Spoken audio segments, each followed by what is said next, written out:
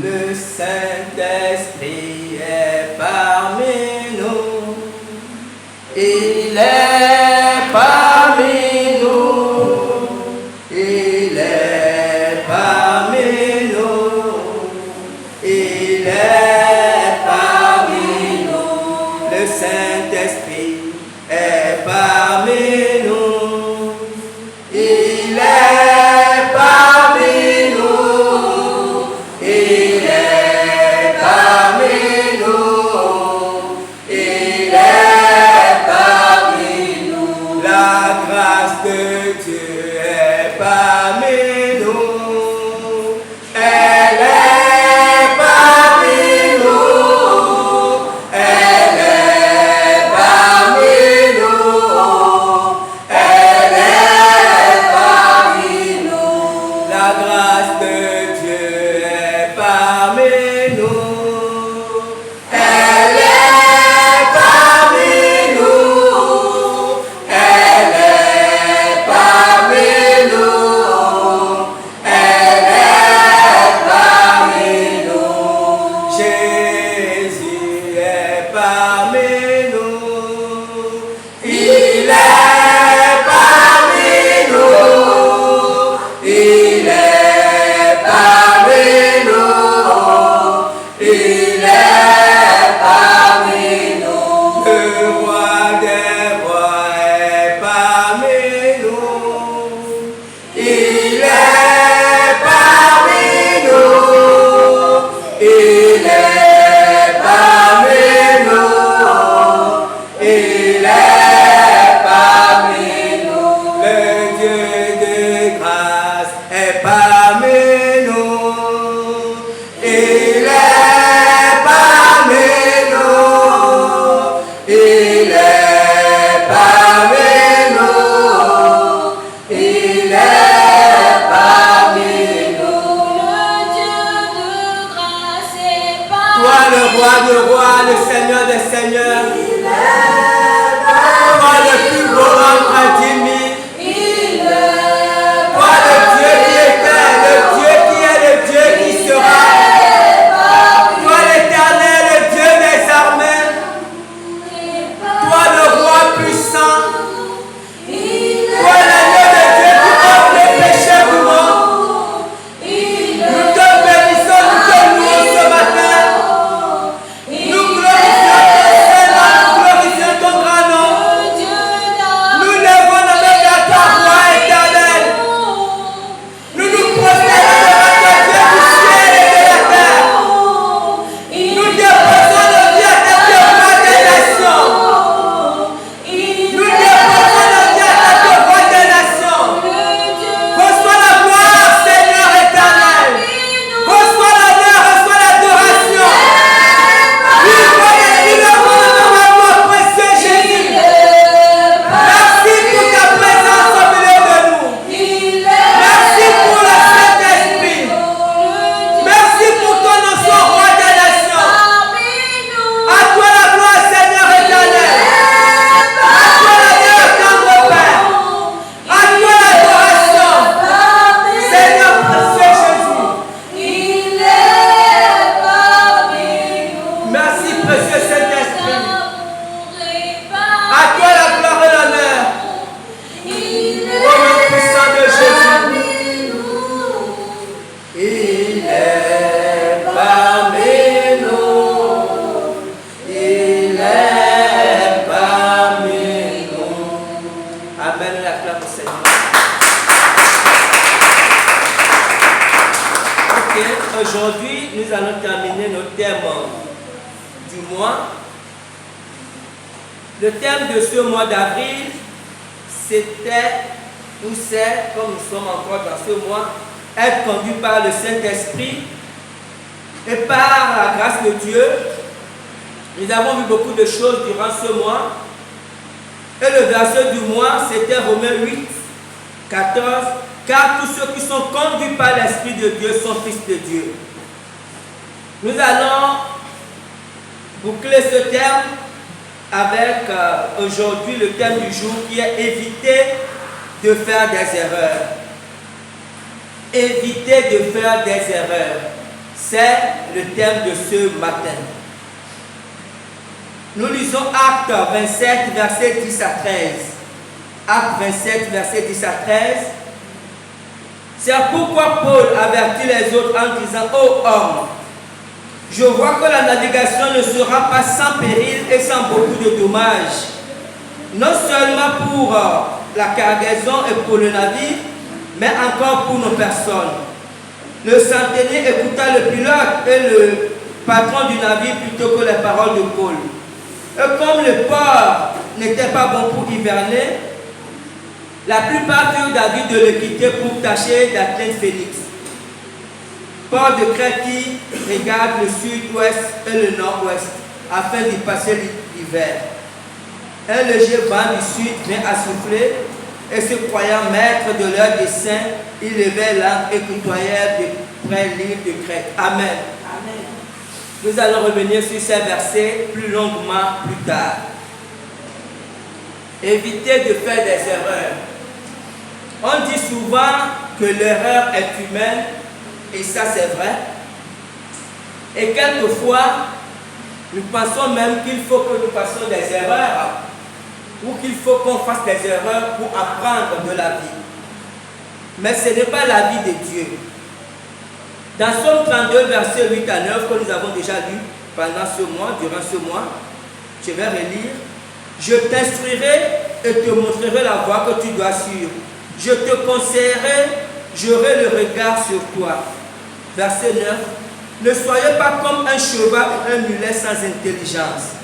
On les bride avec un frein et un mort, dont on les part, afin qu'ils ne s'approchent point de toi. Amen.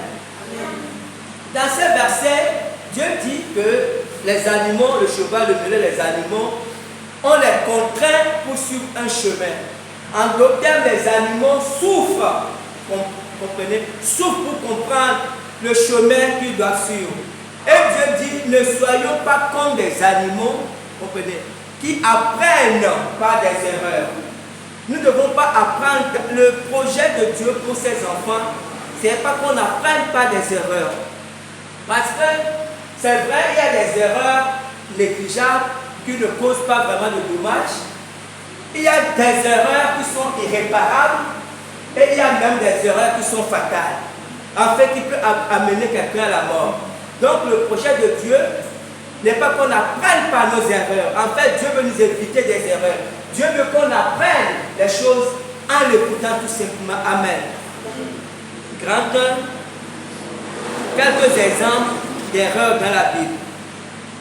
Quelques exemples d'erreurs dans la Bible. Dans la Bible, vous savez, la Bible est un livre extraordinaire. Parce que quand le Saint-Esprit a poussé des gens, des hommes de Dieu à écrire la Bible, le Saint-Esprit a été honnête dans ce que les gens écrivent. Quand le Saint-Esprit parlait de la vie des hommes de Dieu, quel qu'il soit, le Saint-Esprit ne parlait pas seulement des bonnes choses, on va dire ça comme ça. Le Saint-Esprit parlait de tout ce qui concernait la vie des hommes de Dieu, afin que nous puissions voir les bons actes qu'ils ont posés, mais aussi les mauvais actes, et que nous puissions surtout voir les conséquences. Vous comprenez? Nous allons voir quelques exemples. Nous prenons d'abord l'exemple d'Abraham, le père de la foi. Genèse 16, versets 1 à 4. Sarai, femme d'Abraham, ne lui avait point donné d'enfant. Elle avait une servante égyptienne nommée Agar. Et Sarai dit à Abraham, voici l'Éternel m'a rendu stérile. Viens, je te prie, vers ma servante, peut-être aurai-je par elle des enfants. Abraham écouta la voix de Sarai. Alors Sarai, femme d'Abraham, prit Agar l'égyptienne, sa servante, et la donna pour femme à Abraham, son mari. Après qu'Abraham eut habité 10 ans dans le pays de Canaan, il alla vers Agar et elle devint enceinte. Quand elle se vit enceinte, elle regarda sa maîtresse avec mépris. Voici une erreur que Sarah a regrettée amèrement. Sarah était dans une situation difficile parce qu'elle n'arrivait pas à faire d'enfants. Et pourtant, Dieu a fait une promesse. Dieu lui a dit qu'elle fera des enfants. Mais arrivé à un certain âge, en réalité, elle ne croyait plus trop à la promesse de Dieu. Et Abraham aussi n'y croyait plus trop. Donc, pour qu'ils aient quand même un enfant, Sarah a eu l'idée, on va dire brillante idée, de donner sa servante à son mari. Cette fille était très bien avec Sarah. Si Sarah a choisi de donner cette fille à son mari, Sarah a choisi de faire des enfants par cette fille, parce que cette fille qui était très bien comme servante. Et Sarah aurait mieux fait de la garder dans cette position de servante. Elle a fait l'erreur d'en faire l'épouse de son mari. Parce qu'à partir du moment où Abraham est parti vers Agar, elle n'est plus servante, elle est devenue la rivale de Sarah. Et l'histoire a tourné au vinaigre parce que après qu'elle fut enceinte, Sarah a compris qu'elle avait fait une erreur.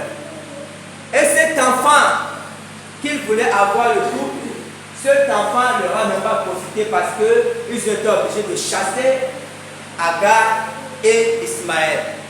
Et vous savez, jusqu'aujourd'hui, cette erreur, ou du moins les conséquences de cette erreur existent toujours. Parce que la guerre qu'il y a entre les Juifs et les Arabes, elle naît justement de cette erreur. Parce qu'ils sont tous sortis d'Abraham. Les Juifs sont enfants de Sarah et les Arabes sont justement enfants d'Agar. Comprenez? Voilà une erreur qu'on ne peut plus jamais enlever, qui est là, qui est éternelle. On va prendre un autre homme de Dieu, Lot. Lot, Genèse 13, versets 10 à 11. Lot leva les yeux et vit toute la plaine du Jourdain qui était entièrement arrosée, avant que l'Éternel eût détruit Sodome et Gomorrhe. C'était juste à toi comme un jardin de l'Éternel, comme le pays d'Égypte. Lot choisit pour lui toute la plaine du Jourdain et s'avança vers l'Orient, car c'est ainsi qu'ils se séparaient l'un de l'autre. Voici un autre homme de Dieu, Lot, qui était le neveu d'Abraham, justement. Quand Dieu a appelé Abraham, Abraham est parti avec son neveu, parce que cet homme, ce Lot, n'avait plus son père, et son frère était mort, et Abraham était un peu comme son père, et il a gardé. Et par la grâce de Dieu, comme il a suivi son nom, à un moment donné, ils étaient devenus tellement riches que leurs bergers se querellaient. Et Abraham, qui est l'oncle, a trouvé sage de se séparer de son neveu. Il ne faisait pas de gaieté de cœur, mais il voulait éviter les disputes. Donc il a dit à son neveu que bon, comme nos serviteurs sont en train de faire des histoires tout le temps, pour éviter, pour que ça ne dégénère, séparons-nous, qui va aller d'un côté, j'irai de l'autre. Lot, qui est le neveu d'Abraham, et que Abraham a pris sous son aile, et que Abraham a conduit pendant des années. Et Lot qui est devenu riche à cause d'Abraham, parce que quand Lot suivait Abraham, la grâce qui était sur Abraham allait aussi sur Lot. Quand ils sont partis, Lot n'avait rien, il suivait son nom et il est devenu un homme riche. Mais quand Abraham a proposé à parler à son neveu, le neveu devait dire non, c'est toi l'oncle, à toi de choisir d'abord quelque chose. Et après, j'irai de l'autre côté. Mais Lot a vu son intérêt, il a vu ce qui était avantageux pour lui. Et la Bible a dit que quand il a tourné les regards, il a vu un endroit extraordinaire. C'était comme une plaine arrosée, c'était tellement beau. Et Lot a dit que moi je choisis là-bas. Abraham a dit, il n'y a pas de problème. Et ils se sont séparés. 10 années plus tard, cet endroit que Lot a choisi est devenu Sodome et Gomorrhe que Dieu a détruit.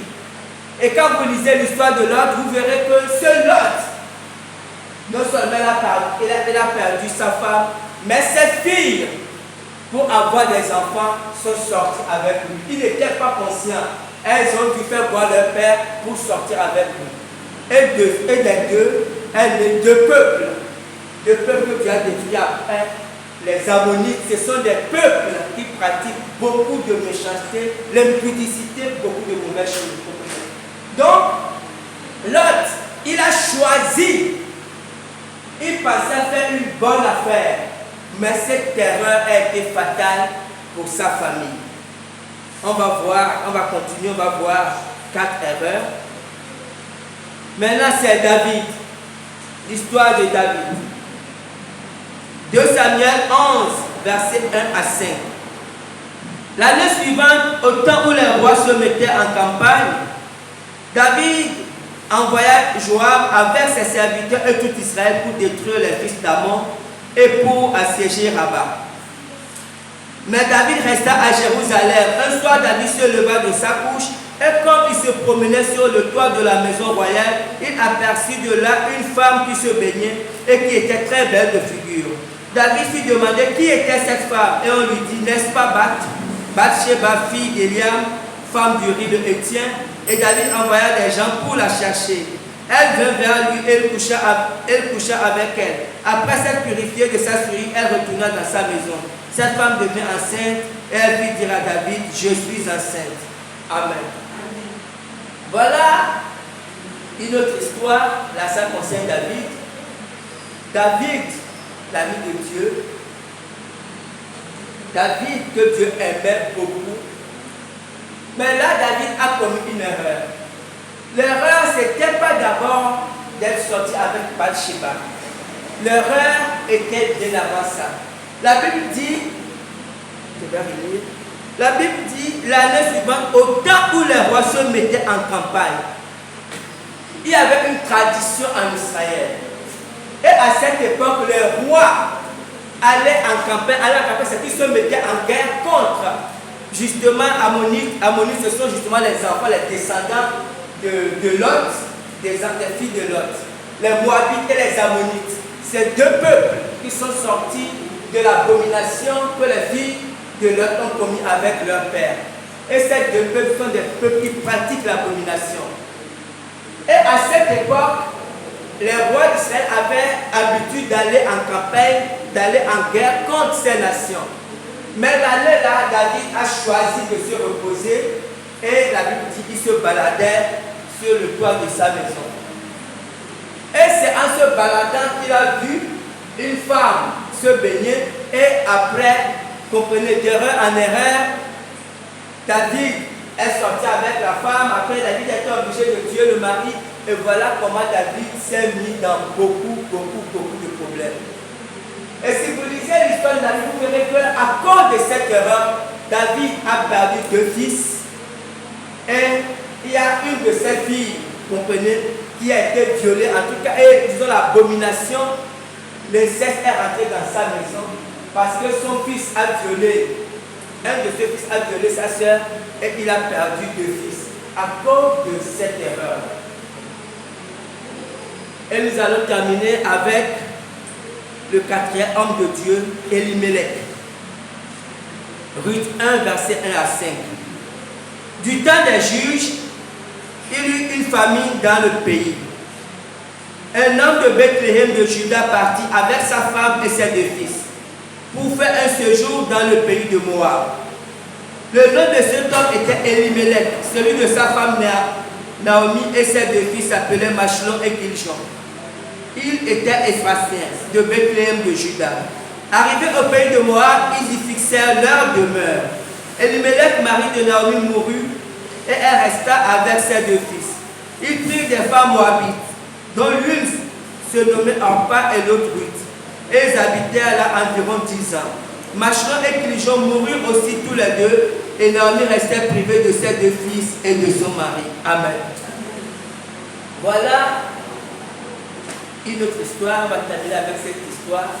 Elimelech était un homme, vous savez, de Juda, de la tribu de Juda, donc descendant de David. Et on va dire, il était l'ancêtre de Jésus, parce que Jésus est sorti de cette lignée. Et Elimelech, la Bible dit, il y avait la famine, vous comprenez. Et comme il y avait la famine, en Israël, au lieu de subir la famine, ce que nous faisons souvent, quand il y a un problème, dès qu'il y a une situation, nous fuyons, nous cherchons des solutions. Au lieu d'endurer la situation ou de rechercher la face de Dieu, parce que vous savez, quelquefois quand il y a des difficultés, et quand nous endurons les difficultés, nous avons l'impression de ne rien faire. Parce que quelquefois, on a envie de faire quelque chose, de trouver des solutions.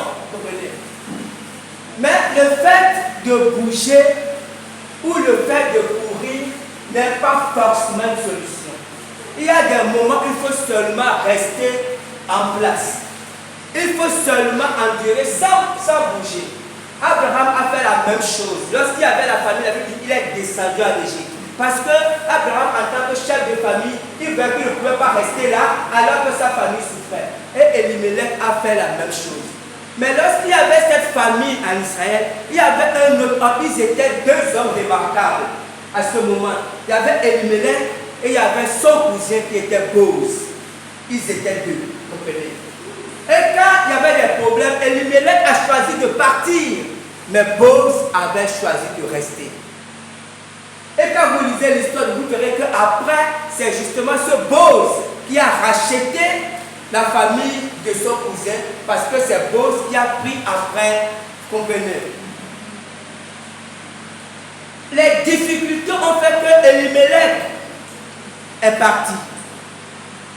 Parce qu'il est parti pour trouver une solution. Pour trouver, on va dire quoi, avoir une vie meilleure. Et il est parti à Moab. Malheureusement pour lui, c'était une erreur, c'était une très mauvaise décision. Et quand il est parti avec sa famille, il a vu quelques temps après, il est mort. La femme est restée avec ses deux enfants, c'est heureusement que c'était des garçons, on va dire. Et ces garçons se sont battus après, ils ont pris des femmes dans ce pays des Moabites. Mais il dit que 10 ans plus tard, les deux garçons aussi sont morts. Et la veuve est restée seule avec ses deux belles filles. Comprenez? Elle est restée seule avec ses deux belles filles. Voilà comment sa vie a basculé. Et cette femme, quand vous lisez l'histoire, vous verrez qu'elle a été obligée de revenir, de repartir seule dans son pays. Et quand elle est repartie, elle est partie seule. Mais Dieu lui a fait une grâce. Parce que quand elle repartait, sa belle-fille Ruth a quand même accepté de l'accompagner. Si Ruth l'avait abandonnée, elle aurait tout perdu. Mais vous voyez, quand elle est repartie, c'est sa belle-fille Ruth. C'est elle que Dieu a utilisée pour relever son nom. Parce que c'est elle que Boz a épousé après. Boz qui est devenu un homme riche et qui était justement le cousin de cette femme Naomi qui a fui les difficultés. Vous comprenez? Donc, c'est pour ça que Dieu a dit dans Psaume 32, il dit, ne soyez pas comme le cheval ou un mulet. Dieu n'a pas pour projet, ça c'est le monde, dans le monde, effectivement on dit qu'il faut faire des erreurs pour apprendre. Mais ce n'est pas le projet de Dieu. Parce qu'il y a des gens qui ont voulu faire des erreurs. Il y a des gens qui ont, par exemple, ils ont voulu goûter à la drogue pour voir ce que ça fait et ils sont devenus des drogués. C'est une erreur qui a été fatale pour eux. Il y a des gens qui ont voulu goûter à l'alcool parce qu'ils pouvaient boire et ils sont devenus alcooliques. Il y a aussi des gens qui ont goûté à l'alcool, ça ne leur a rien fait. Comme il y a aussi des gens qui ont pris la drogue, ça ne leur a rien fait. Donc ce n'est pas tout le monde qui passe forcément par les mêmes choses. Il y a des gens qui traversent certaines erreurs, mais pour d'autres, c'est la catastrophe. Donc, l'erreur n'est pas forcément le meilleur conseil. Le meilleur conseil est auprès de Dieu. Amen. Grand 2. Devenir un homme de conviction. Devenir un homme de conviction. Je sais que c'est dimanche dernier que nous avons parlé de collaborer avec notre esprit. Parce que Paul a dit dans Galates, marchez selon l'esprit et vous n'accomplirez pour les désirs de la chair. Et j'ai expliqué que marcher selon l'esprit, en fait, c'est collaborer avec notre esprit, parce que notre esprit, naturellement, notre esprit régénéré, naturellement désire les choses de Dieu. Vous savez, si quand vous êtes là, et puis un moment vous sentez que vous avez envie de prier, c'est le Saint-Esprit qui pousse votre esprit. C'est votre esprit qui a soif d'être en communion ou en communication avec Dieu. Comprenez? Et il vous pousse à prier. dormez la nuit, et puis vous vous réveillez, et puis vous voyez que vous ressentez que dans votre sommeil, vous adorez Dieu, vous chantez, je ne sais pas, ça peut être une adoration, ça peut être une louange, mais vous savez que dans votre sommeil, vous êtes en train de louer ou d'adorer, et puis vous vous réveillez avec cette adoration, avec ce cantique. Pendant que vous dormez dans votre sommeil, et que votre âme est en repos, votre esprit peut être en train d'adorer Dieu. Et quand vous vous réveillez, vous allez voir que cette adoration peut vous accompagner, ou cette louange, ce cantique, qu'est-ce que ce soit encore, cette hymne, peut vous accompagner toute la journée, parce que l'esprit régénéré est disposé à faire les choses de Dieu. Et lorsque on va dans le sens de l'esprit, au lieu d'aller dans le sens de nos intérêts, parce que quand la Bible dit marcher sur l'esprit, parce que les désirs de la chair, les 100% des désirs de la chair, ce sont les désirs poussés par nos intérêts. Ce que nous voulons, ce que notre âme veut, ce qui va nous faire plaisir, le moi, comprenez. Et nous devons constamment choisir entre les deux. Mais lorsque nous choisissons de suivre notre esprit, alors notre esprit devient fort, comme j'ai dit dimanche dernier, et Dieu fait de nous des hommes et des femmes de conviction. Dans ce sens que notre esprit devient fort tellement que notre esprit nous renseigne sur des choses et nous pouvons le partager avec conviction. Nous déclarons des choses sans douter parce que nous savons que ce sont ces choses qui vont arriver. Amen. Amen. Nous allons voir un exemple biblique avec l'histoire de Paul. Acte 27, versets 8 à 26. Nous allons lire au fur et à mesure que nous allons tirer des leçons. Acte 27, versets 8 à 26. Nous allons lire d'abord les versets 8 à 10 pour voir comment le témoignage intérieur de Paul a réagi ici. Nous l'accompagnâmes avec peine et nous arrivâmes à un lieu nommé Beauport, près duquel était la ville de Lacée. Un temps assez long s'était écoulé et la navigation devenait dangereuse, car l'époque même du jeûne était déjà passée. C'est pourquoi Paul avertit les autres en disant: ô homme, je vois que la navigation ne se fera pas sans péril et sans beaucoup de dommages, non seulement pour la cargaison, mais aussi pour le navire, mais encore pour nos propres personnes. Amen. Qu'est-ce qui se passe ici? Ici, vous savez, l'apôtre Paul était prisonnier. Et comme il était prisonnier, il avait dit qu'il voulait aller à Rome, qu'il voulait témoigner devant César, devant l'empereur. Et on a confié Paul à un capitaine, il y avait des soldats, on l'a confié pour l'accompagner. À cette époque, il n'y avait pas de voiture, il n'y avait pas d'avion, il n'y avait pas d'avion, il n'y avait pas de voiture, autant pour moi. C'était surtout pas des bateaux, pas des navires. Et Paul allait à Rome en tant que prisonnier. Et on comprend que Paul n'était plus libre de ses mouvements. En fait, il ne pouvait pas faire ce qu'il voulait. Et à un moment donné, ils étaient dans ce bateau-là qui devait aller à Rome. Depuis qu'ils ont commencé la navigation, ils avaient d'abord pris, ils avaient d'abord pris un autre bateau pour arriver. Et la navigation a été difficile, ils ont été obligés d'aller doucement parce que le vent était contraire. Et à un moment donné, Paul a ressenti au plus profond de lui que cette navigation ne va pas bien passer. Vous voyez, dans ce texte, verset 10, Paul a dit: ô homme, je vois. Dans certaines versions, il est écrit: je perçois. Vous comprenez? Paul n'a pas dit: on verra plus bas.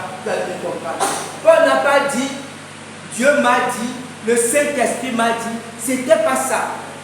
C'est quelque chose, c'est une conviction que Paul avait de son témoignage intérieur.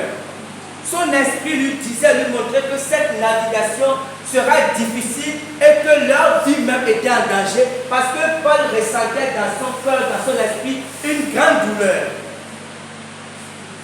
Et Paul a dit aux autres, je vois que la navigation sera dangereuse, mais pas seulement pour le bateau ou même pour la cargaison, mais même nos vies, même nos personnes sont en danger. Vous comprenez? Et la Bible dit que, on va le voir, la Bible dit, Paul a parlé,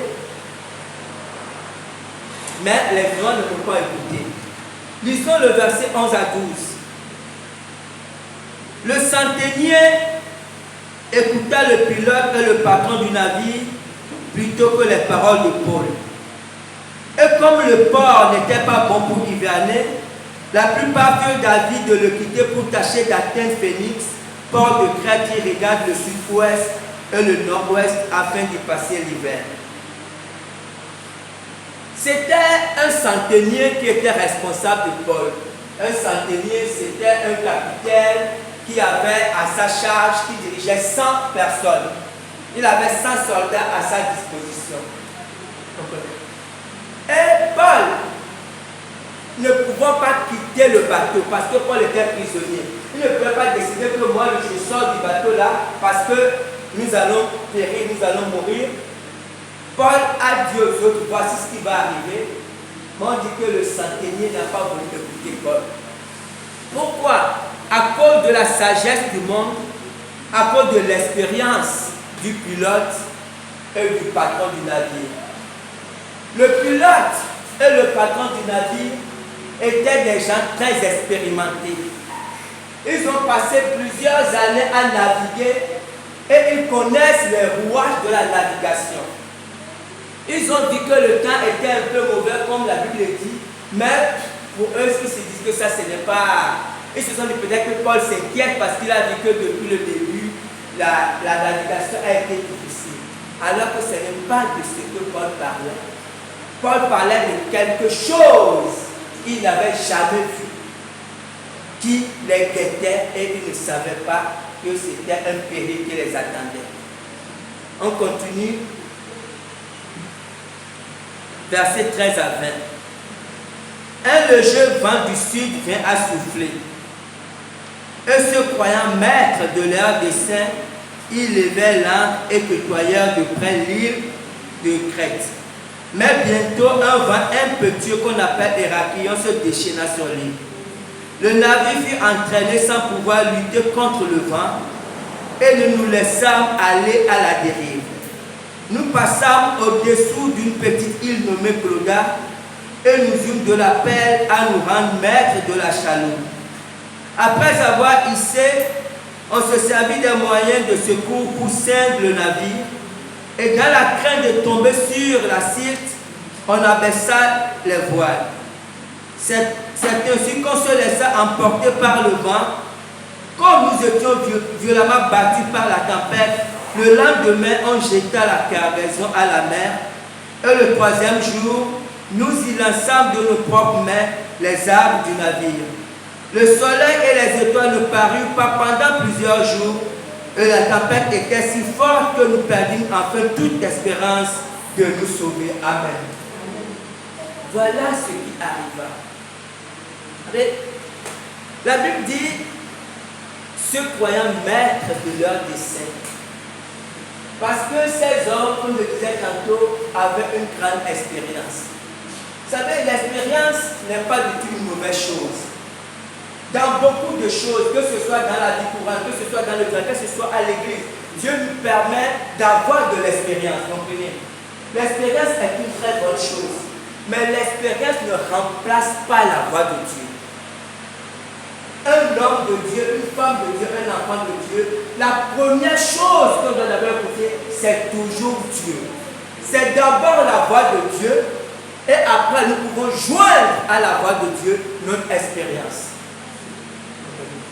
Mais ici, ils ont voulu mettre leur expérience en avant et ça les a conduits directement au péril. À un moment donné, ils savaient que c'était fini pour eux parce qu'ils savaient qu'ils devaient mourir. Et Paul était avec eux. Et nous voyons que vous voyez dans cette histoire, vous voyez que Paul le priait pour eux. Pourquoi Paul le priait pour eux? Parce que son témoin intérieur l'avait averti. Paul savait ce qui devait arriver. Si Paul était libre de ses mouvements, il devait sortir. Il devait dire non, vous êtes libre, mais moi, je ne reste pas. Parce qu'il savait qu'ils allaient mourir. Mais ne pas écouter Paul. Et lorsque tout ça se passait, en réalité, il n'y avait que la grâce de Dieu. Et le témoin intérieur ne pouvait plus rien dire parce que le témoin intérieur avait déjà joué son rôle. Il avait déjà averti. Mais, et nous-mêmes, en tant que chrétiens, la plupart du temps, nous courons tellement que nous n'écoutons pas Dieu. Nous sommes tellement occupés, préoccupés par nos projets que nous n'écoutons pas. C'est que je veux faire ci, je veux faire cela. On ne prend pas le temps d'écouter son cœur. Comprenez? Et quelquefois, c'est la grâce de Dieu qui nous réchappe. On continue la lecture, versets 21 à 26. On n'avait pas mangé depuis longtemps. Alors Paul, se tenant au milieu, leur dit: ô homme, il fallait m'écouter et ne pas partir de Crète, afin d'éviter ce péril et ce dommage. Maintenant, je vous exhorte à prendre courage, car aucun de vous ne périra, et il n'y aura de perte que celle du navire. Un ange du Dieu à qui j'appartiens et que je sais m'est apparu cette nuit, et m'a dit: Paul, ne crains point. Il faut que tu comparaisses devant César. Et voici, Dieu t'a donné tout ce qui navigue avec toi. C'est pourquoi, ô homme, rassurez-vous, car j'ai cette confiance en Dieu qu'il en sera comme il m'a été dit. Mais nous devons échouer sur lui. Amen. Amen. Il n'y avait que la grâce de Dieu. Comprenez? Parce que dans cette situation, même Paul savait qu'il n'y avait plus rien à faire, sauf la grâce de Dieu.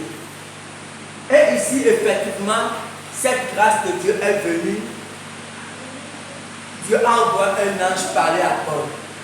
Pourquoi Dieu a envoyé un ange? Et vous voyez qu'il y a une différence entre ce que Paul a dit au verset 10 et ce qu'il dit maintenant.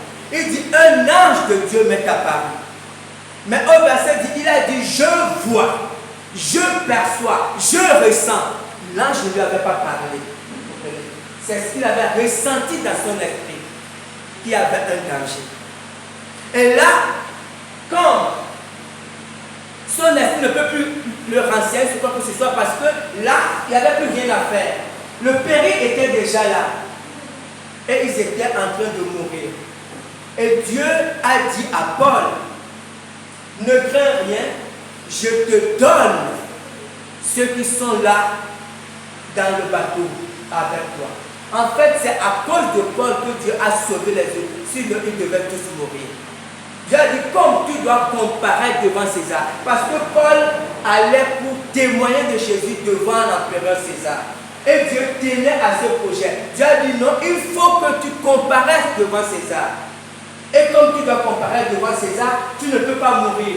Et je te donne ceux qui sont avec toi, je te les donne. Comprenez?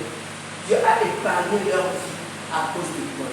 Pourquoi? Parce qu'ils n'ont pas voulu écouter Paul. Ils ont voulu faire confiance à leur expérience, à leur intelligence, à leur sagesse. Et beaucoup de périls sont arrivés comme ça. Beaucoup de vies ont été gâchées, ont été brisées parce que des hommes ont voulu faire confiance à leur grande sagesse ou à leur grande intelligence au lieu de faire confiance à eux. Donc nous, en tant qu'enfants de Dieu, nous avons cette grâce d'écouter Dieu.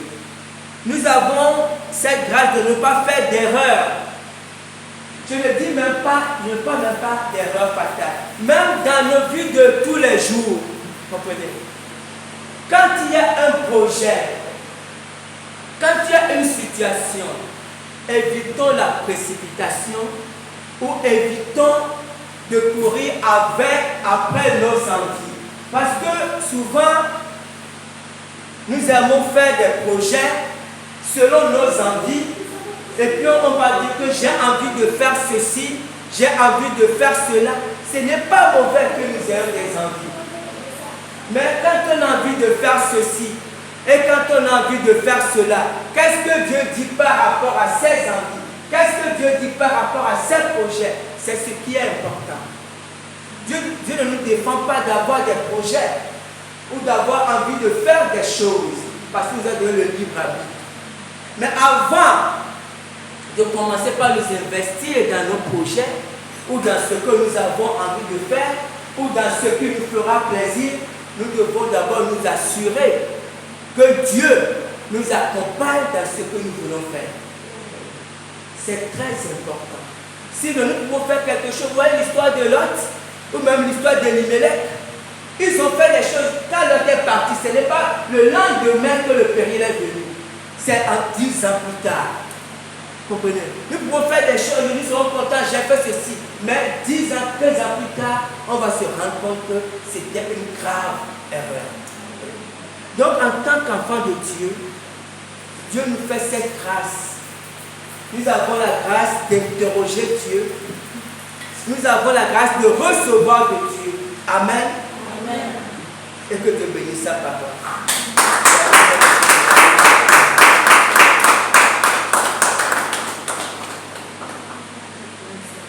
Le Saint-Esprit est parmi nous.